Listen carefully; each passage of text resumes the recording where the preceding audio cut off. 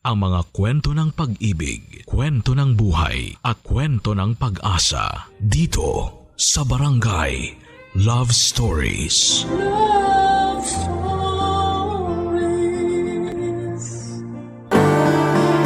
May mga landas sa buhay na kailangan nating tahaking mag-isa. Sa ganung paraan ay mas makikilala natin ang ating sarili at maaari pa nating madiskubre kung sino yung mga karapat-dapat nating maging kasama. Ikaw kabarangay, minsan ka na bang naligaw sa daang tinatahak mo? Dear Papa Dudut, ang pag-ibig, pwede yang ikumpara sa maraming bagay sa mundo. Pero para sa akin ang pag-ibig ay parang pag-akyat sa bundok. Siyempre sa una andon yung excited ka, pero habang nasa daan ay makakaramdam ka ng matinding pagod at hingal. Maiisip mo na hindi pala ganon kadali at parang gusto mo nang sumuko, Papa Dudut. Hindi rin patag ang daan paakyat sa tuktok ng bundok. Puro lubak-lubak, madulas at mabato na pwede pang dahilan para madapa, masaktan at masugatan ka. Bago ko po ipagpatuloy ang aking kwento ay gusto ko po munang magpasalamat sa inyong programa na Barangay Love Stories. Sakaling mapili niyong itampok ang sulat ko, itago niyo na lamang po ko sa pangalang Lorene, 30 years old at taga Mandaluyong. Mahilig po akong umakyat ng bundok, Papa Dudut, at masasabi ko na marami-rami na rin akong summit na narating. Halimbawa na doon yung paborito at binabalik-balikan kong bundok sa Benguet, Mountain Province, na kung tawagin ay Mount Ulap. Naakyat ko na rin po ang Mount Pulag na nasa parehong probinsya. Mount Macolot sa Batangas, Mount Pinatubo sa Zambales, Mount Daraitan sa Rizal at marami pang iba. Sa totoo lang ay wala akong hobby noon. Boring akong tao kundi lang talaga ako na impluwensyahang umakyat. Sa bundok ng mga kaibigan ko ay baka wala akong ibang ginagawa sa buhay ko ngayon kundi ang magpakalunod sa mga papeles sa opisina namin. Papa Dudut, sumulat po ako para ikwento ang buhay pag-ibig ko na mayahalin tulad sa nakakapagod at nakakahingal na karanasan ko sa tuwing umaakyat ako sa bundok. Magsisimula po ang lahat nung nasa college ako. Meron po akong nobyo si Arlo. Noong mga panahon na yon ay transfer ako sa eskwelahang pinapasukan niya. Matapos naming lumipat ng bahay dahil nag-iba ang destino ng trabaho ni Daddy. Malungkot nga ako noon kasi nasa second semester na ako sa kurso ko at naiwan sa dati kong paaralan yung mga close friends ko. Pero wala naman akong nagawa. Natatandaan ko pa na noong unang araw ko sa klase namin ay tahimik lamang ako. Kasi wala pa akong kakilala at kaibigan sa mga bago kong kamag-aral. Tapos nung lunch break, mag-isa lamang akong kumakain sa kantin. Yun din po yung pagkakataon na nilapitan ako ni Arlo para makiupo sa tabi ko at makisalo sa mesang kinakainan ko. Simula noon ay naging magkaibigan na kami, Papa Dudut. Gwapo po si Arlo. Artistahin, tisoy, may dimple sa magkabilang pisngi at merong magagandang pares ng mga mata. Crush na crush nga siya ng karamihan sa mga babae at binabae sa school namin at kabilang na ako doon. Pero alam ko na malabong magustuhan niya rin ako at maging special someone niya kasi napakasimple ko lamang talaga. Tamang pulbos lang at suklay. Sa kabila ng hindi namin pagiging mag-on, nakakaramdam pa rin ako ng selos lalo na nung isang araw ay may nakita na lamang kong babae na umaaligid sa kanya. Tapos ay pinansin niya at madalas na niyang kasama. Sa inis ko ay iniwasan ko po si Arlo, bagay na napansin naman niya, Papa Dudut.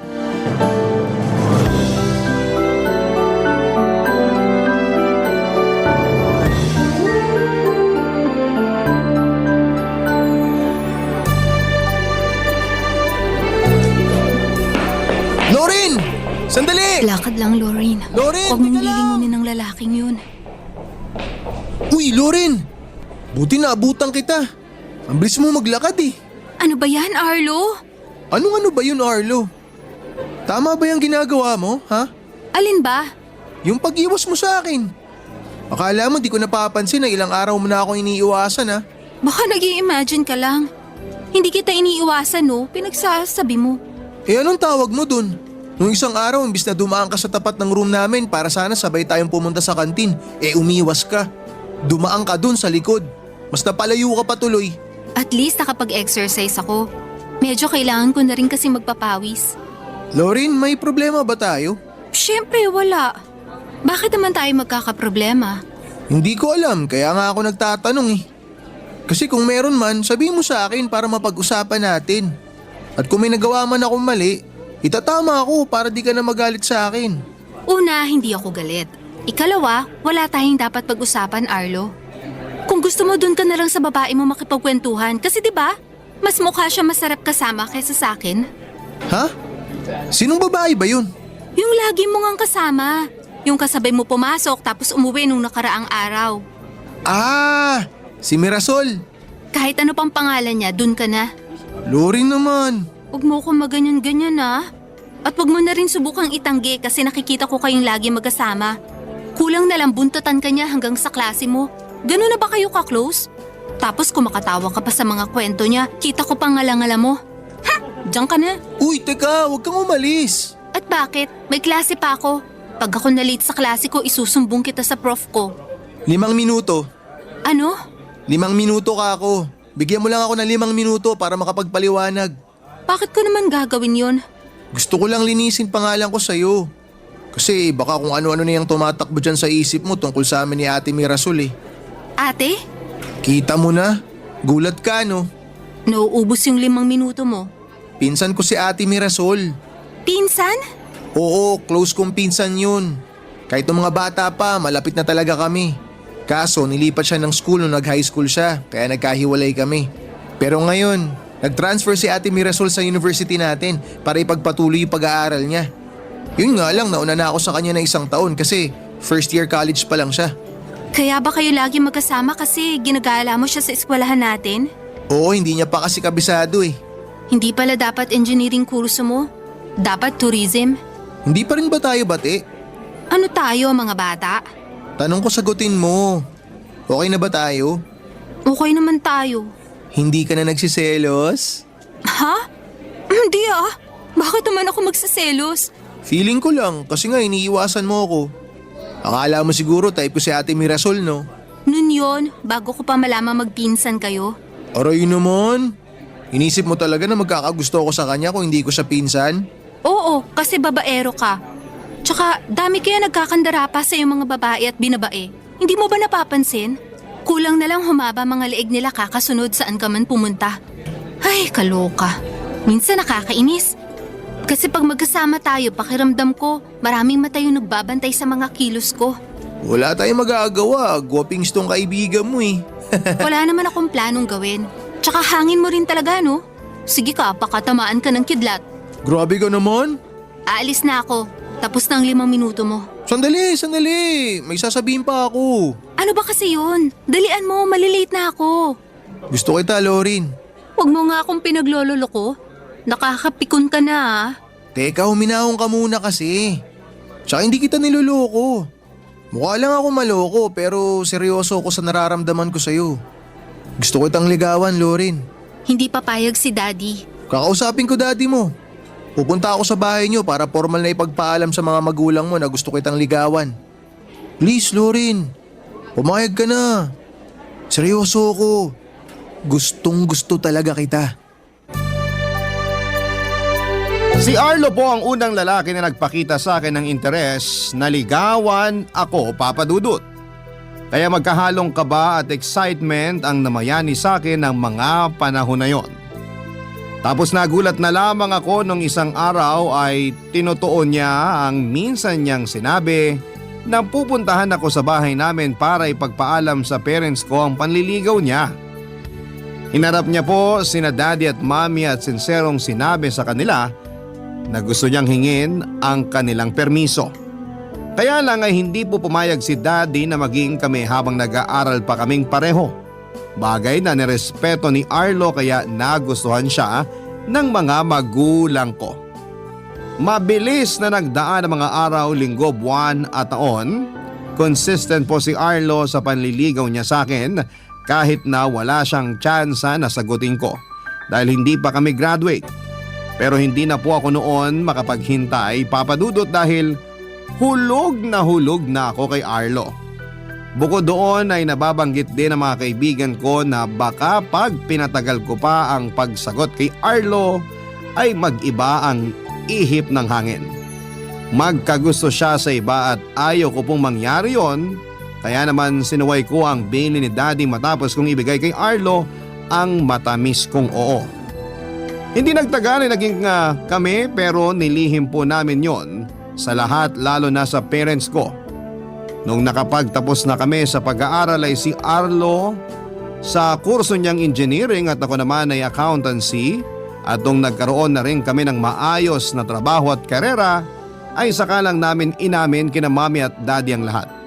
Hindi naman sila nagalit, Papa Dudut, pero pinayuhan nila si Arlo na huwag akong sasaktan. Sobrang swak po kami ng boyfriend ko. Nagja-jive ang mga ugali namin. Maintindihin po si Arlo, kabisado niya ang mga topa ko at alam niya ang gagawin kapag sinusumpong ako ng toyo ko. Mapagpasensya rin siya at malalahanin, lalong-lalo na sa mga magulang ko. Legal sa parehong pamilya namin ang aming relasyon, Papa Dudut, kaya akala ko ay wala na pong makakapaghiwalay sa amin ni Arlo. Kasi mature naman kami, nare-resolve namin ang mga away namin, kaya hindi katakataka na tumagal kami ng 8 taon. Opo, Papa Dudut, 8 taon. Ikakasal na dapat kami kasi nag-propose na siya sa akin hanggang dumating yung isang araw na nagkatampuhan kami at nahuli ko na lamang siya na nambababae, Papa Dudut.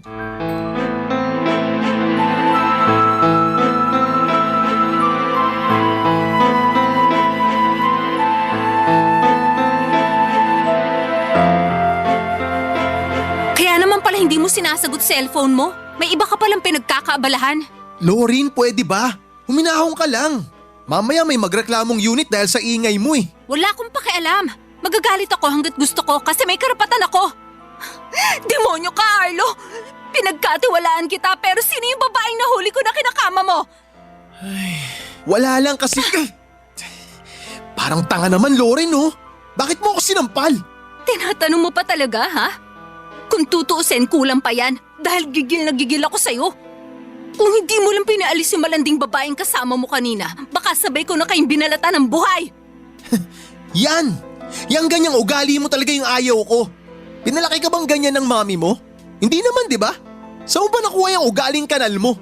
Huwag mo kong baliktarin dito. Dahil hindi ako magkakaganito kung hindi ka nagloko.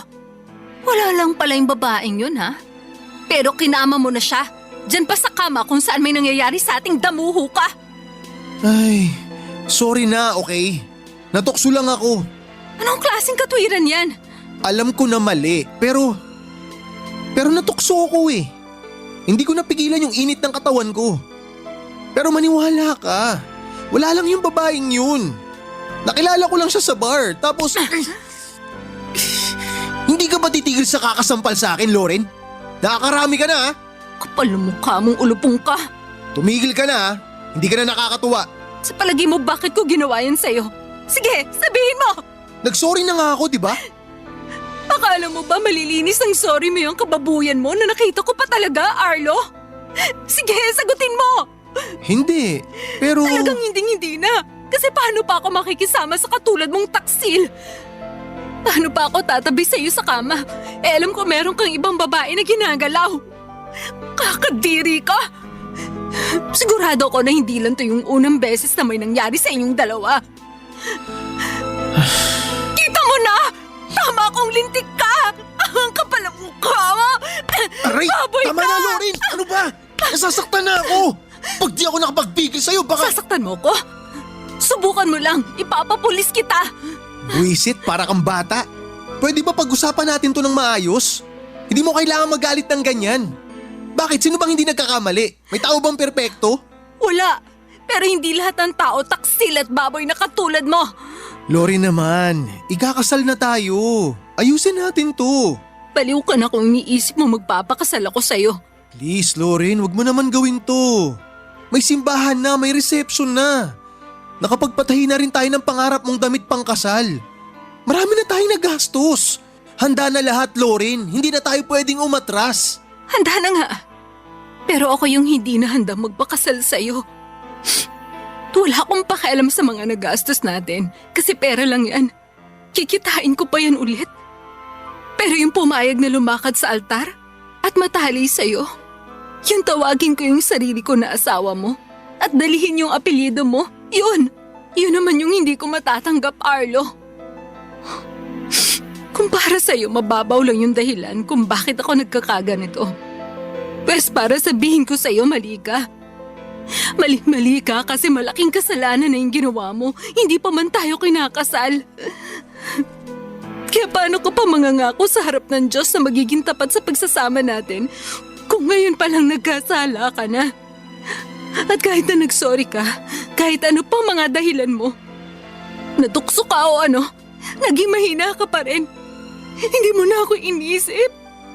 Masyado ka marupok kaya dapat lang sa'yong hiwalayan.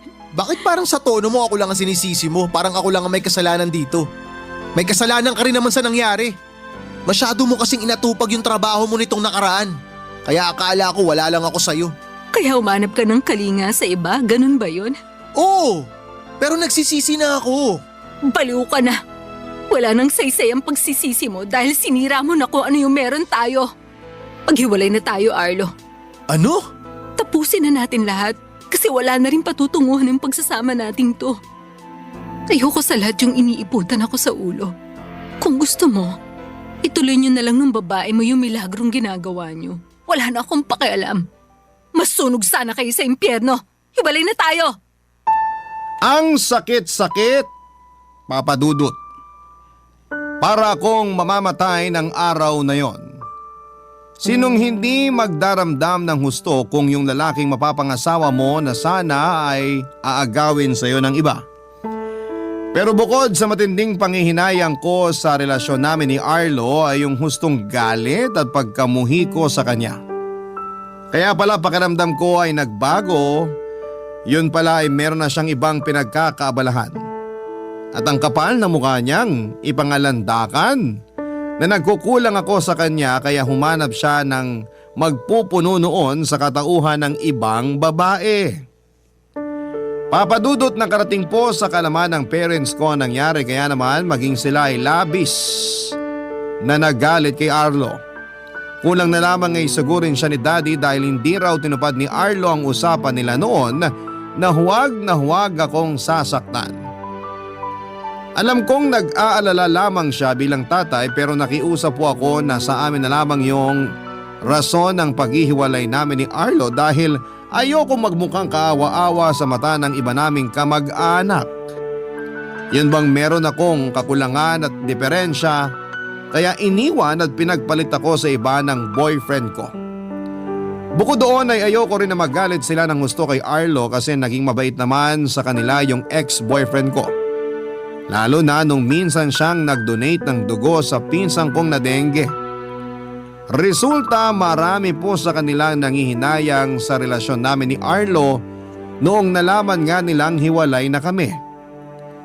Nandyan yung mga pinsan ko at kaibigan na panay payo sa akin na patawarin ko si Arlo ano man daw ang kasalanang nagawa niya sa akin. Sa halip ay pag-usapan po namin ang hindi namin pagkakasunduan.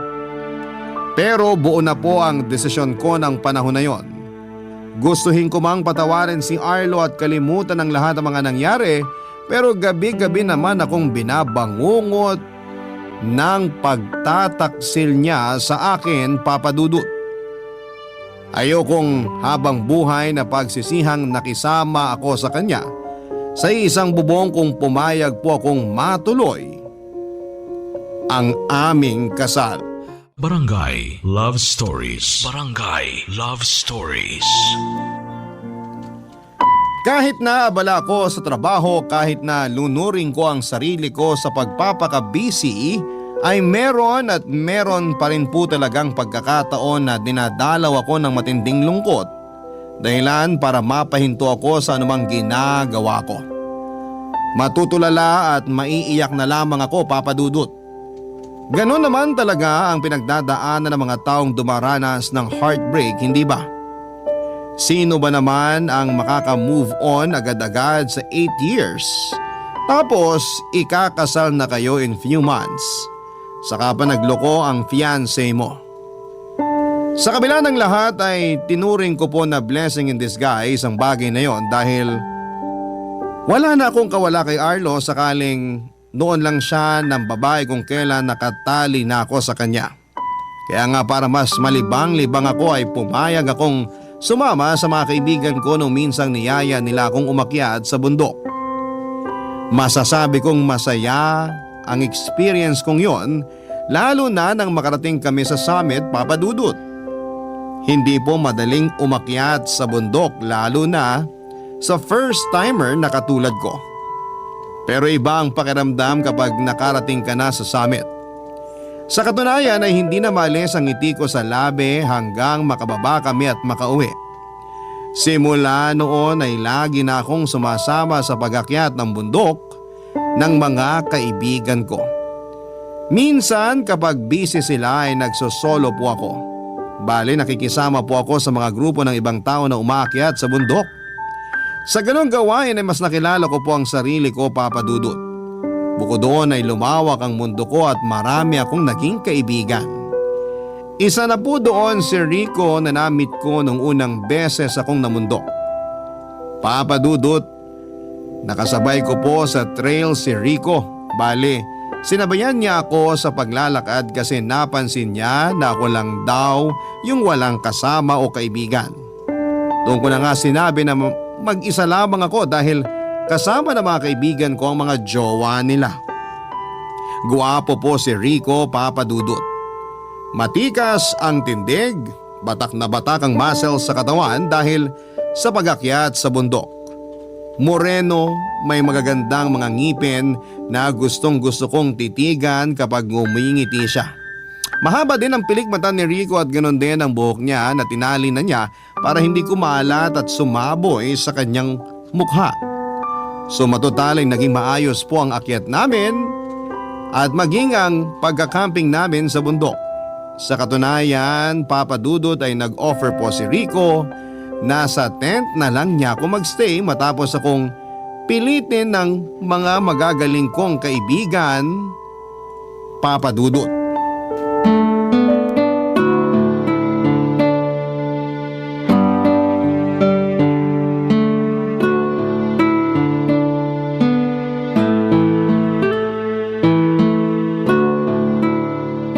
Sana hindi umulan para hindi dumoble yung lamig. Parang hindi naman. Tirik na tirik yung araw kanina. Hindi mo kabisado panahon sa bundok, pabago-bago. Ganun ba? Paano yan pag umulan? Hindi ba kaya nitong tent mo? Kaya naman, basta wag lang humangin ng malakas. Pero hayaan mo na, kasi mukhang tama ka nga. Hindi naman uulan. Halika, upo ka rito sa tabi ko. Ayoko nga, baka mamaya may magalit eh. Sino namang magagalit? Rico, huwag mo nang bilugin ang ulo ko. Una, sinabayan mo ako paakyat dito sa campsite kanina. Tapos ngayon pinutuloy mo ako dito sa tent mo. Akala mo ba manhid ako? Akala mo hindi ko alam na may jowa ka na o asawa kasi may singsing ka na dyan sa daliri mo?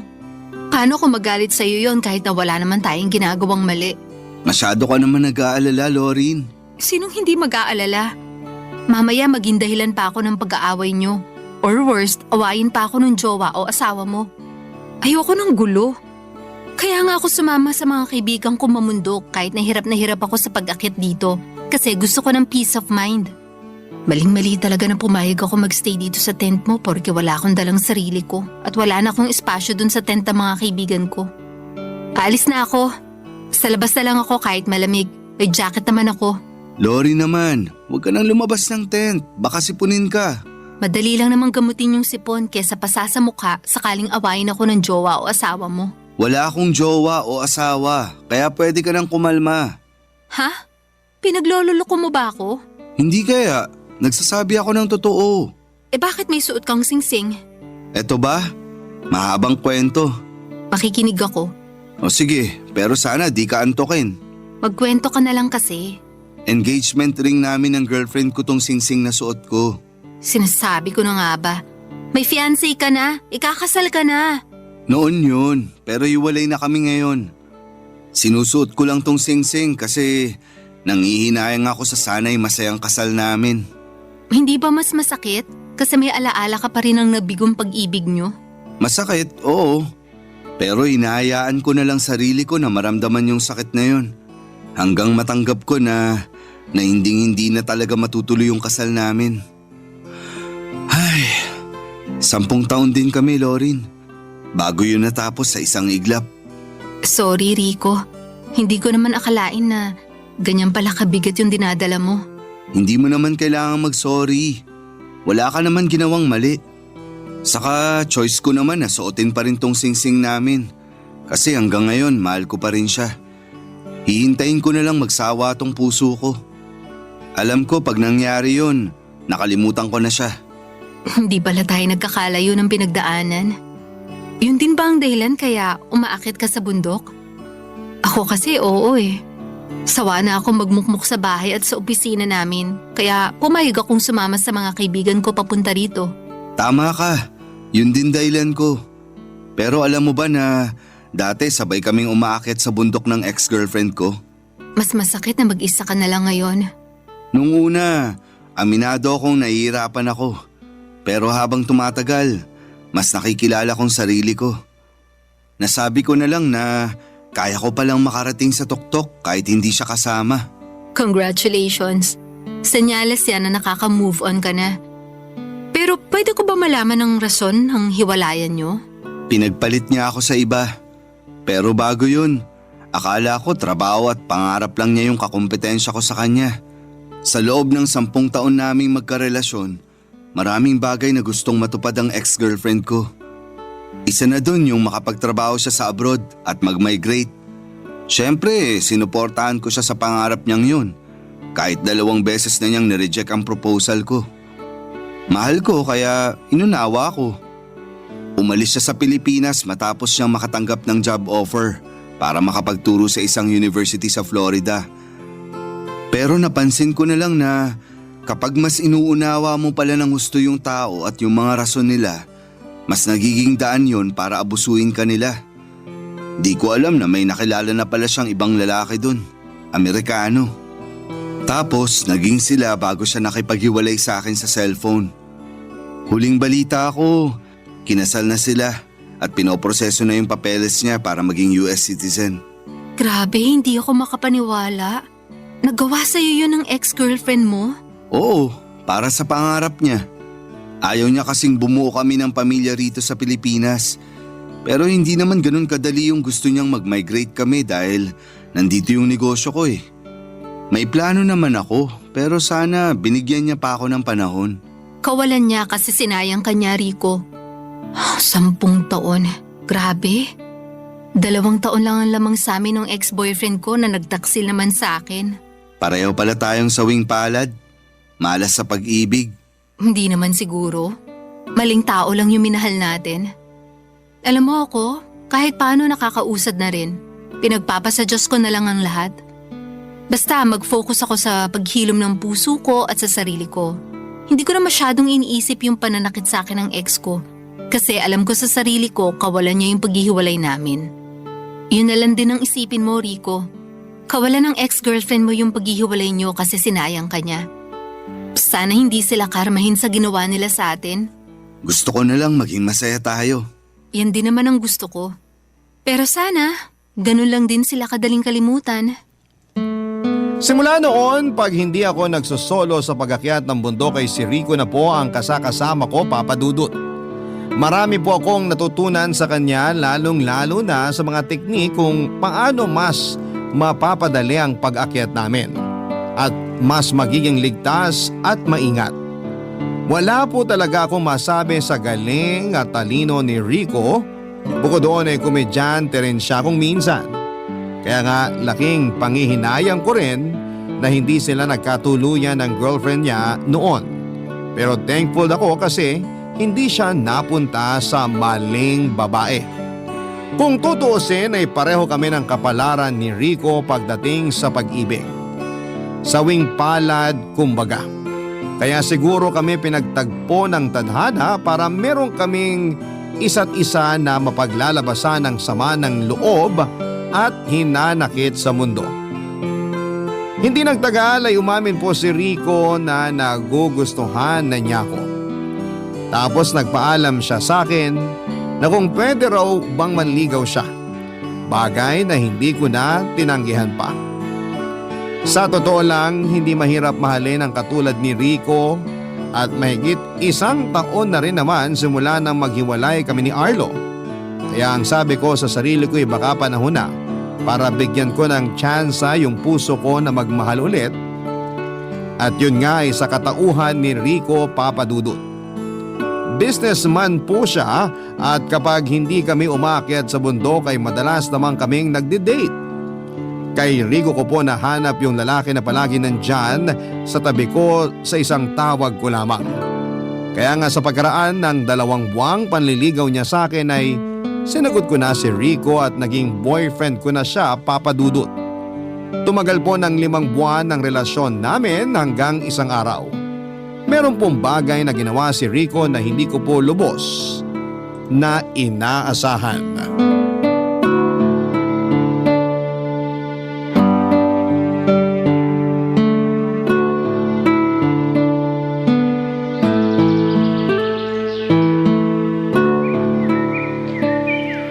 Halika rito, Lorin. Dito tayo banda. Sweetie, baka hanapin na tayo ng mga kasamahan natin. Kanina pa tayo nakahiwalay sa kanila. Hindi yan. Saka nakausap ko naman yung guide natin. Sabi ko, bigyan lang ako ng ilang minuto bago tayo bumaba. Wala naman tayong kasunod na grupo na aakyat dito sa summit. Okay, pero bakit mo ba kasi ako hinatak dito? Basta. Ayaw mo ba ng group picture sa kanila? Gusto, pero mamaya na yun. Kasi may mas importante akong bagay na gustong gawin. Ano yun? Sandali ha, kunin ko lang. Nako, buti hindi nahulog. Rico, ano yan? Sing-sing ba yan? Oo, sweetie. Sing-sing to na simbolo ng walang hanggang pagmamahal ko sa'yo. Teka, lulud ako. Uy, wag na. Wag na, kasi baka mapatingin pa sila rito. Hayaan mo sila. Alam naman nila plano ko, kaya nga game na game silang pabayaan tayo rito. Rico naman eh. Uy hala, lumuhod ka nga.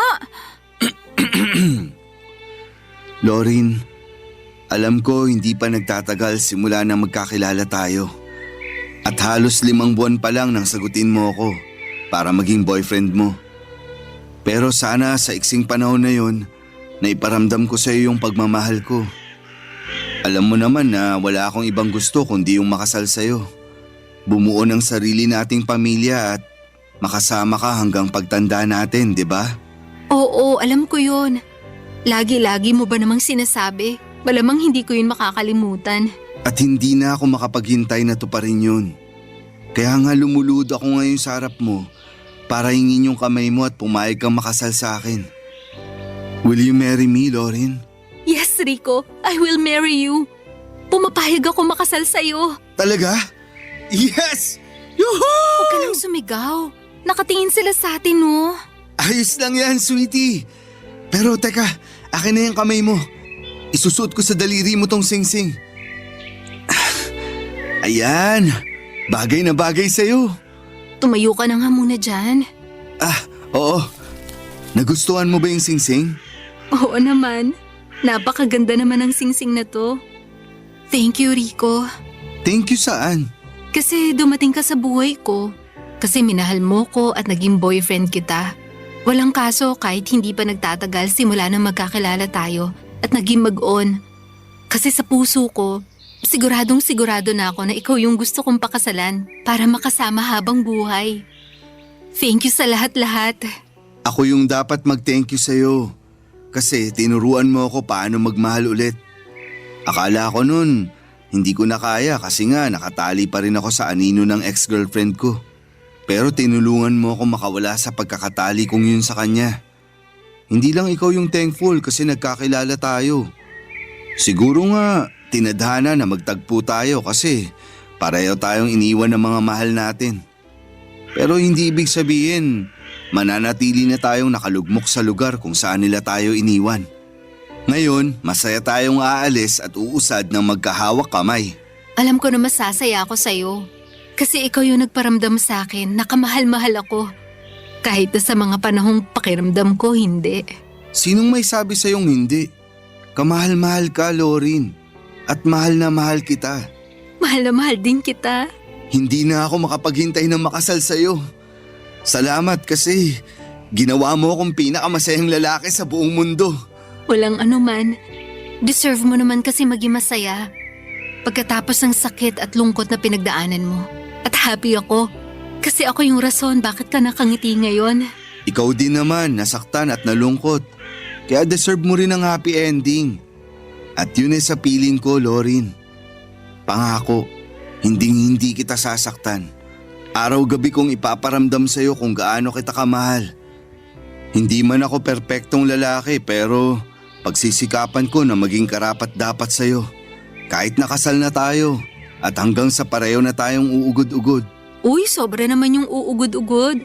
Huwag muna kasi marami pa tayong bundok na aakyatin na magkasama. At kahit na magkaanak tayo, pag lumaki na sila, isasama rin natin sila sa pamumundok. Siyempre naman. At habang daan, paulit-ulit kong ikikwento sa kanila kung paano ko nakilala yung mama nila. Ngayon pa lang, nakikinit ako ng mga reaksyon ng mukha nila. Kinikilig ba sila o nauumay? Pareho. Grabe. I love you, Lorin. At saksi yung bundok na to sa walang hanggan kong pagmamahal sa'yo. I love you too, Rico. O paano? Tawag na tayo ng mga kasamahan natin. Tara, papapicture pa ako sa kanila. Akin ang kamay mo, sweetie. Alalayan na kita.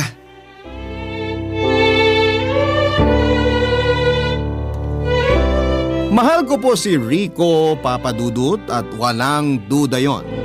Kaya nga kahit na hindi ko po inaasahan ang pagpopropose niya ay nag-yes po ako at pumayag na makasal sa kanya, Papa Dudut. Laging sinasabi sa akin ni Rico na mahal niya ako, na gusto na niya akong maging asawa.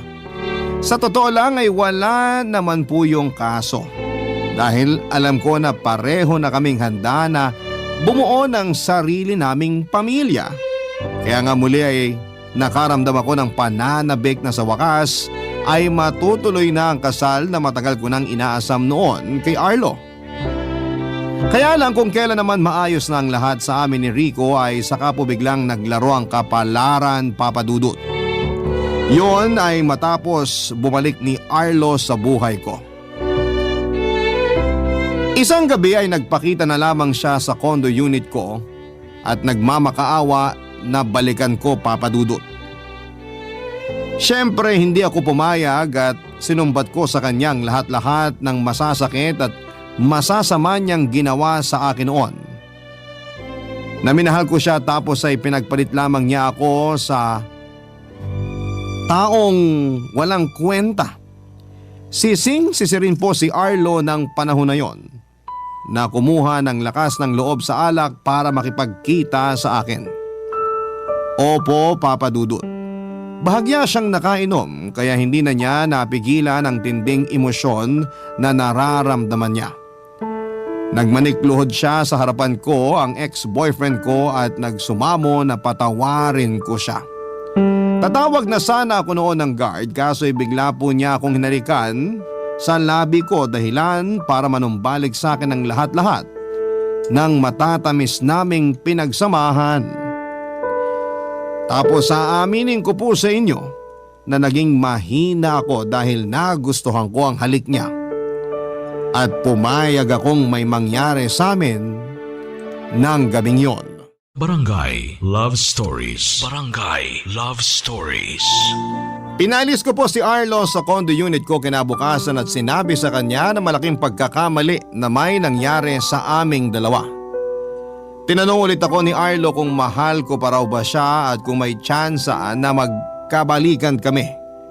Sinabi ko po na hindi ko na siya mahal at wala nang chance ang relasyon namin dahil ikakasal na ako kay Rico. Galit na galit po si Arlo nang malaman ang tungkol sa amin ng boyfriend ko, Papa Dudut. Pero mas galit ako sa kanya dahil sa ginawa niya sa akin. Sinamantala niya ang kahinaan ko at naging makasarili siya, Papa Dudut. Pagalis po ni Arlo ay doon ako humagulhol ng iyak. Alam ko pong malaking kasalanan ang kagagahan na nagawa ko dahil may kasintahan akong tao tapos nakuha ko pang magpagalaw sa ibang lalaki. Hindi ko po magawang tumingin ng diretso kay Rico nang magkita kami ng gabing yon para mag-dinner date. Takang-taka ang kawawa kong fiancé dahil wala akong ganang kumain pero nagdahilan na lamang ako na masama ang pakiramdam ko. Hindi tuloy namin nasulit yung gabi kasi maaga niya akong hinatid sa condo unit ko, Papa Dudut. Hindi ko po alam ang gagawin ko at kinakain na po ako ng matinding konsensya.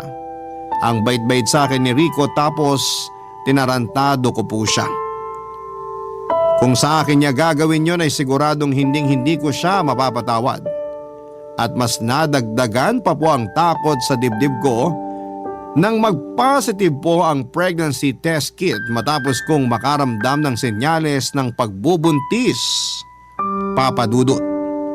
Alam kong si Arlo ang tatay ng baby ko dahil sakto yon sa bilang ng gabi na may nangyari sa amin. Bukod doon, ay 1 buwan na rin kami noong hindi nagkikita ni Rico matapos niyang magkaroon ng business trip. At yung dinner date na yon, sana ang una naming pagkikita after a month. Papa Dudut, alam kong hindi ko maililihim habang buhay ang baby sa sinapupunan ko. Ayoko namang gumawa ng isa pang kasalanan kung ipapalaglag ko ang bata. Anak ko pa rin siya. Nananalaytay pa rin sa kanya ang dugot laman ko. Kaya ginawa ko po ang isang bagay na alam kong makakabuti sa amin ang anak ko. Umasa na lamang po ako na papanigan kami ng kapalaran at sa huli magiging maayos pa rin ang lahat, Papa Dudut.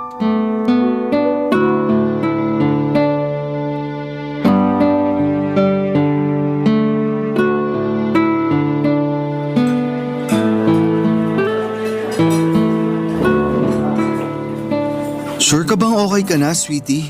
Oo naman. Bakit mo natanong? Maputla ka kasi. Tapos namamawis pang kamay mo nung hawak ko. Ha? Ay sorry. Ayos lang naman pero nag-aalala ako. Ayos lang ako. Wala akong sakit, sweetie. Hindi mo kailangan Lauren, Pakiabot ng tubig. eto. Ano ba nangyayari? Kailangan na ba kitang dalhin sa ospital? Hindi. Kumalma ka lang. Okay lang talaga ako. Salamat pala sa tubig. May sakit ka eh. Paano ako kakalma? Rico, wala akong sakit, okay? Buntis ako. Ha? Buntis ka? Oo. Kamakailan ko lang din nalaman. Kaya ako nagkakaganito pero wala akong sakit. Pero paano ka nabuntis? Di ba? Patawarin mo ko, Rico. Pero nagkasala ako sa iyo. Hindi kita maintindihan. Nung wala ka, nung nasa business trip ka, nagpakita ulit sa akin si Arlo. Pumunta siya sa condo unit ko para magmakaawa na makipagbalikan sa akin. Siyempre hindi ako pumayag pero... Pero ano? Hindi ka pumayag pero nabuntis ka niya? Paano nangyari yun? Sige nga! Pwede bang kumalma ka lang? Pinagtitinginan tayo ng mga tao. Ano ngayon kung makayusoso sila? Wala na akong pakialam. Kahit pagpiestahan nila tayo. Kasi masakit yung ginawa mong pagtataksil, Lauren. Kaya nga nagiging tapat na ako sa'yo ngayon. Natukso ko, nagkamali. Naging mahina ako kaya may nangyari pa rin sa amin ni Arlo ng gabing yun. Pero kinabukasan sinabi ko sa pagmumukha niya na hindi ko na siya mahal. Dahil ikaw ang mahal ko, Rico. Sa tingin mo, kaya pa kitang mahalin pagkatapos ng lahat? Anong ibig mong sabihin? Nagpagalaw ka sa iba habang tayo pa. Tapos ngayon dinadala mo dyan sa tiyan mo yung batang hindi ko naman dugot laman. Kaya paano pa ako makikisama sa'yo? Sige nga. Hindi ka na nakikinig? Ikaw nga yung mahal ko. Ikaw yung pinili ko. Hindi na matatakpan ng pagmamahal mo sa akin yung kasalanan na nagawa mo, Lorin. Hindi mo na ba ako mapapatawad? Hindi kita kayang patawarin. Baka pag nagtagal, baka pag nabagok ulo ko tapos makalimutan kita. Pero hindi ngayon. Alam ko naman na nagkamali ako kaya sising-sisi na ako. Ayoko lang na gumawa pa ng isang pagkakamali. Kaya kahit mahirap, sinabi ko sa iyo yung totoo. Bakit parang lumalabas na utang na loob ko pa sa iyo yung pagsasabi mo ng totoo? Hindi mo habang buhay may tatago yung pagbubuntis mo, Lorin. Lalaki at lalaki ang tiyan mo at kaya-questionin din kita. Alam mo, mas masahol ka pa sa ex-girlfriend ko. Pero pareho lang kayong manloloko. Wag na wag mo akong ikukumpara sa kanya. Magkaiba kami. Wala kayong pinagkaiba kasi pareho nyo lang akong sinaktan. Akala ko pa naman ikaw na yung babaeng makakasama ko habang buhay. Pero nagkamali pala ako. Napakasama mong tao, Lorin. Wala kang konsensya. Rico, please. Intindihin mo sana yung sitwasyon ko. Hindi ba makasarili na hilingin mong intindihin kita? Nasasaktan nga ako sa ginawa mo sa akin. Ayaw na kitang makita ulit, Lorin. Bahala ka na sa buhay mo. Saan ka pupunta? Sandali, huwag mo kong iwanan dito. Mag-usap tayo. Makinig ka muna sa akin. Wala na tayong dapat pag-usapan. Kasi narinig ko ng mga dapat kong marinig. Mahal kita. Pero hindi sapat yun para gustuin pa kitang makasama bilang asawa ko. Kaya pasensyahan na lang tayo. Maghiwalay na tayo. Huwag na huwag kang magpapakita sa akin. Kasi sukang-suka ako sa pagmumukha mo. Rico, sandali. Huwag mo kong iwan, Rico. Hindi ko kaya pag nawala ka sa akin. Pakiusap, huwag kang umalis. Bitiwan mo nga ako. Hinabol mo pa talaga akong baliw ka. Di ka na ba nahiya sa mga tao rito? Wala akong pakialam sa kanila. Yung mahalaga sa akin yung relasyon natin. Pinagsasasabi mong mahalaga sa'yo relasyon natin. Nung nakipaglampungan ka sa ex-boyfriend mo, naisip mo ba yung pesteng relasyon natin? Sarili mo lang inisip mo, Lorin. Tapos ngayon, gusto mong akuin ko pagpapalaki sa batang hindi naman galing sa akin? Huwag ka nga. Palagay ko mas karapat dapat na si Arlo yung niluluran mo at sinasabi ang panagutan niyang sanggol na nasa tiyan mo. Kasi siya naman yung tatay. Aalis na ako. Huwag mo na akong susundan. Arlo, sandali. Arlo, huwag mo akong iwanan dito. Sa ikalawang pagkakataon ay nadurog po ako, Papa Dudut. Pero masasabi ko na triple ang sakit ng isang palsakin ni Rico ang mga salitang kahit kailan ay hindi ko inaasahang maririnig ko mula sa kanya. Ang kirot-kirot ng puso ko na kulang na lamang ay ikamatay ko. Nagmakaawa po ako kay Rico na huwag niya akong iwanan. Alam kong sobra at kakapala ng mukha pero gusto ko pong pakasalan niya pa rin ako sa kabila ng pagtataksil ko sa kanya. Wala naman po akong hangad na masama, naging mahina lamang po ako sa puso't isipan kaya nadaig ako ng aking emosyon. Pero alam kong pagiging makasarili kung ipipilit ko ang gusto ko dahil sobrang sakit po ng nagawa ko sa lalaking walang ginawa kundi ang mahalin ako at minsan ay naghangad na magkapamilya kami at makasama ako hanggang sa pagtanda. Hindi ko na po hinabol si Rico ng gabing iniwan niya ako at niluhod ko na lamang ang sarili ko sa pag-iyak. Sa pagkakataong yun ay pinilit ko pong magpakatatag alang-alang sa baby na nasa tiyan ko, Papa Dudut. Hindi po ako pwedeng manghina at kahit nawasak ako ay hindi ko maaaring pabayaan ang aking sarili dahil may batang umaasa sa akin na maging malakas. Tuluyan na pong nakipaghiwalay sa akin si Rico, Papa Dudut. At blinak na niya ako sa lahat ng social media accounts na meron siya. Hindi na po ako nakarinig sa kanya ng kahit na ano at noong isang beses na pinuntahan ko siya sa kumpanyang pagmamay-ari niya para sana makausap siya ay hindi niya po ako hinarap. Sa halip ay hinayaan niya akong kaladkarin ng gwardya palabas ng building niya. Awang-awa po ako sa sarili ko pero kasalanan ko naman po dahil natukso ako. Doon ko na po naisip kontakin si Arlo para makipagkita sa kanya at sabihin ang tungkol sa ipinagbubuntis ko, Papa Dudut. Higit kanino man, hindi ko kakayaning buhay ng baby ko na mag-isa dahil wala pa akong karanasan sa pagiging nanay. Kaya naman kahit na pinutol ko na ang lahat ng komunikasyon kay Arlo, ay kinapalang ko na lamang ang mukha ko matapos kong makipag-ugnayan muli sa kanya.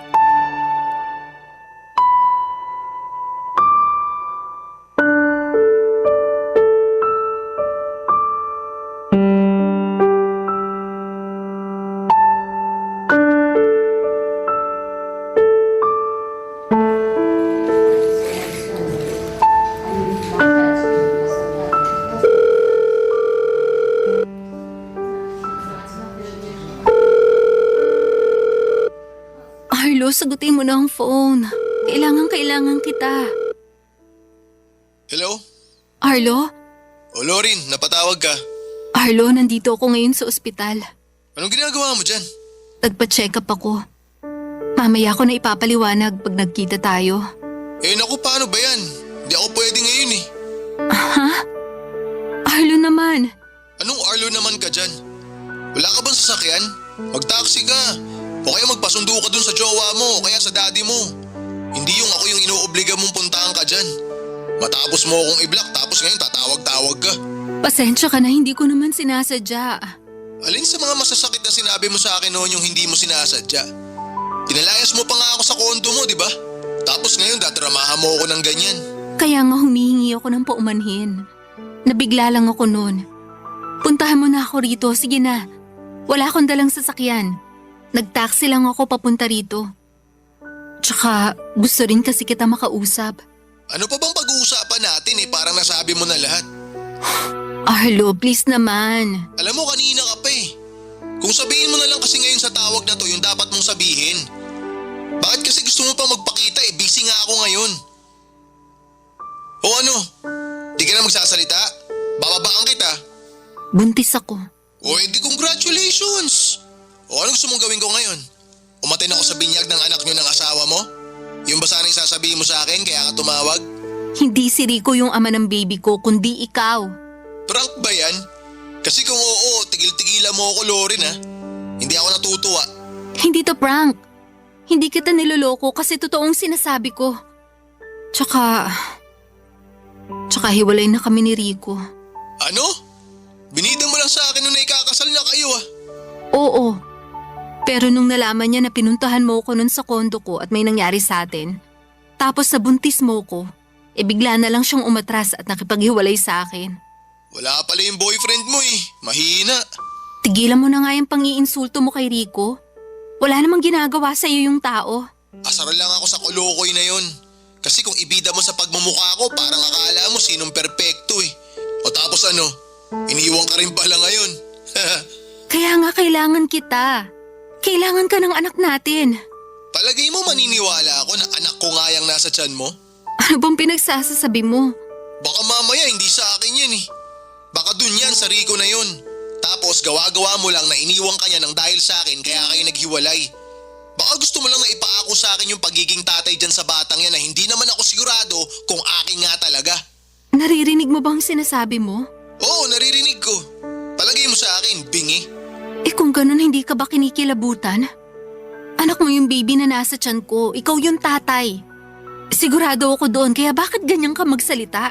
Anak ko man o hindi, wala na akong pakialam sa inyo ng batang yan. Simula nung ipamukha mo sa akin na hindi mo na ako magagawang bigyan ng pagkakataon kahit na sinabi ko naman sa'yo na nagbagong buhay na ako, natauhan na ako noon, Lorin. Napagtanto ko rin na hindi naman pala kita ganun kamahal. Takot lang akong tumanda mag-isa kaya kita binabalikan.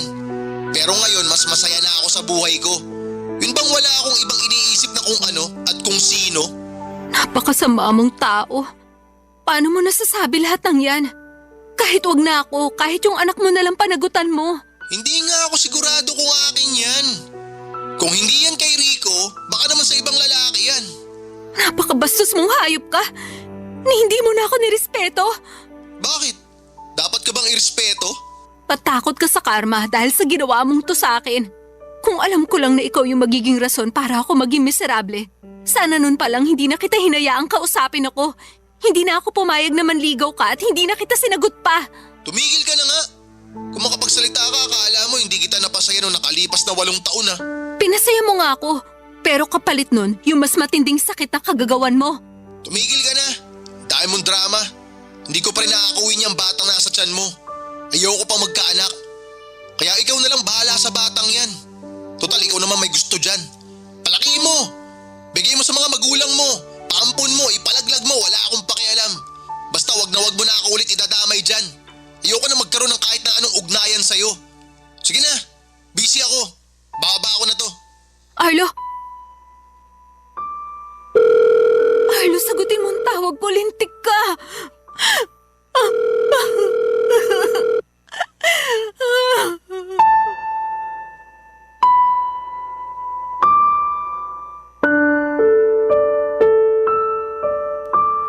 Hindi ko na paulit na kontak si Arlo Papadudut dahil ako naman ang blinak niya ng number katulad ng ginawa ko sa kanya noon. Durog na durog po ang puso ko na para bang dinidikdik ng pinong-pino at nangihina ang tuhod ko ng mga panahon na yon. Iyak ako ng iyak at sigaw ng sigaw dahil hindi ko na po alam kung ano ang gagawin ko sa baby na nasa tiyan ko. Nakatulugan ko na lamang yung paghahulhol ko sa matinding pagod, Papadudut. Kinabukasan ay tumawag po ako kina mami at daddy para papuntahin sila sa condo unit ko. Doon ko na nga po ikinuwento sa kanila ang lahat-lahat. Hindi na ako naglihim at lahat ay sinabi ko. Nandun yung nagalit sila sa akin pero mas nanaig po ang pag-aalala nila bilang magulang sa akin at sa magiging apo nila. Kaya naman ura-urada nila akong pinauwi sa bahay namin para mas maalagaan at matutukan nila ang pagbubuntis ko. Dinala ko po at iningatan sa sinapupunan ko ang baby ko at pinangako ko sa kanya na mamahalin ko siya. At hindi ako magkukulang sa kanya kahit na wala siyang kilalaning ama. Mahirap maging single parent pero wala akong hindi kayang gawin alang-alang sa anak ko, Papadudut. Hindi nga nagtagal ay pinanganak ko na nga po ng malusog ang aking baby boy. Wala na po akong balita kay Arlo kung tatanungin niyo ako, Papadudut. Wala na rin akong pakialam sa kanya at ayaw ko na rin siyang maging parte ng buhay ng anak ko matapos ang pagtataksil, Papadudut, na nangyari. Si Rico naman, ang huling balita ko ay kinasal na sa ibang babae. Masaya po ako para sa kanya dahil natupad na niya ang pangarap niyang pamilya. Pero nasasaktan po ako dahil ako sana ang babaeng napangasawa niya. Marami po akong pinagsisisihan sa buhay ko, Papadudut, at isa na doon ay yung naging mahina ako. Nagpatalo ako sa aking emosyon kaya nakagawa ako ng matinding kasalanan. Natukso ako, naging marupok kaya pinagbayaran ko ang balik karma sa mga nagawa ko. Pero ayaw ko naman pong ilugmok ang sarili ko sa nakaraan kung paulit-ulit kong babalikan yung masasakit na alaala. May anak na po ako at mas focus po ako ngayon sa baby ko. Siya po yung tama sa lahat ng mga maling nagawa ko. Siya po yung nagligtas sa akin sa masalimuot kong kinakalagyan noon. Papadudut, kaya naman po mahal na mahal ko ang anak ko. Alam ko na kahit mag-isa lamang ako sa pagtataguyod sa kanya ay buo, masaya at kontento naman ang puso ko. Maraming salamat po, Papadudut, sakaling mapili po ninyong basahin sa programa ninyong Barangay Love Stories ang buhay pag-ibig ko. God bless po and more power sa inyong istasyon. Ang inyong forever kapuso at kabarangay, Lauren. Ako, gigil na gigil talaga ako sa nangyayari sa kwento natin. O ikaw, kabarangay, kumukulo rin ba dugo mo? Pwede kang mag-iwan ng comment sa ating comment section.